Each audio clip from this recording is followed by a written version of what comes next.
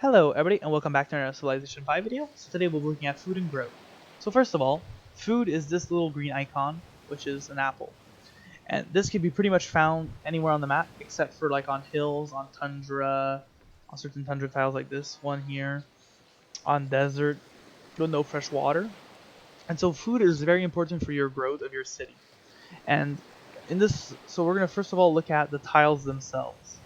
And so, as you can see in our capital, Delhi, there's a lot of food.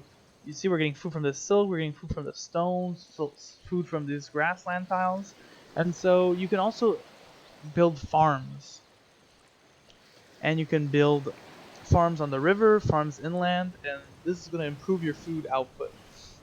Here we have this river with civil service. All farms next to a river, fresh water, will have extra food coming from them. So that's why you always want to build farms next to rivers if you want a big city, because big city equals a lot of science, because population equals science. And so you want to make farms next to the river, and even if there's a hill, that's a great tile to have a farmland hill next to a river.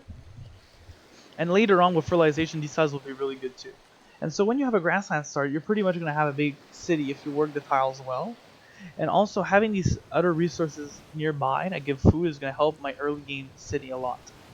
And so that's on tiles for food. And now we're going to go check out more specifically technology. So like I said, there is civil service, which is going to improve fresh water access. And then you have fertilization down here, which is going to improve tiles with no fresh water. You also have buildings that are going to help with food. So you're going to have hospitals, which is up here. It's going to give 5 food. You're also going to have clinics and medical labs, sorry, which is going to help you for carrying off their new citizens. And so you have a lot of buildings, and you also have a granary, which is a lot more early game. You have a lot of buildings that can help you with food. Hanging Gardens is a great wonder for food. And so there's a lot of wonders that can help you for food. And rushing these food technologies can be as much as important as rushing these science technologies, because now we're going to look at buildings. And so in the buildings we have our science buildings that mix well with our food. So why is food so important? Like I said, well, it's important because of science. Here you can see that every one population is give you one science, and with library 1 plus science for every 2 citizens in the city. And so this is going to quickly add up your science in the early game, and this is what's going to make you differentiate from other players, because your science is going to be so high. And so you want to make sure that your population is growing so that your science can grow too. And so now I'm going to talk about the jungle. Jungle food is very good if you put a market on it, because when you're going to have universities, you're going to be able to get science from these jungles, but also the food from it. So you're going to be getting science, and you're going to be getting food to get even more science. So that's why early game jungle is really bad, but mid game jungle, you're going to be really starting to get that science, and it's really going to help you. And the last thing I'm going to talk about food in this video is going to be over here. So you're going to be gaining a certain amount of food from many things. So you can be either getting it from tiles, you can either get caravans, wonders, buildings. There's a lot of ways you can get food. And all these ways to get food will all be calculated in up here, this menu, and you'll be able to see everything that's happened. So here I have 4 food coming from trade routes, 8 from buildings, 12 from terrain. And I have some modifiers: terrain modifier, capital modifier, and empire modifier.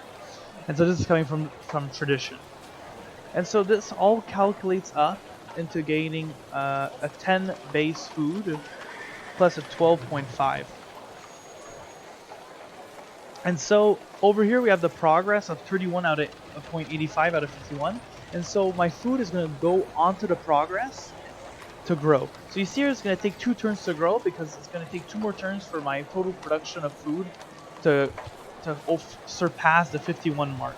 And when it does, well, the capital, your city is going to retain some of that food for the next citizen. So let's say like the clinic, not the clinic, medical lab, sorry.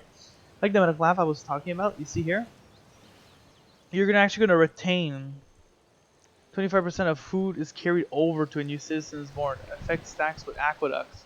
Because when you have aqueducts, over here, 40% of the food is carried over with it for a new citizen, you see? So here I have aqueducts, so when it's going to grow over, I'm going to get extra food from that. And that's why aqueducts are really good for growth, because even when I go over, I'm going to get some extra food from my next population.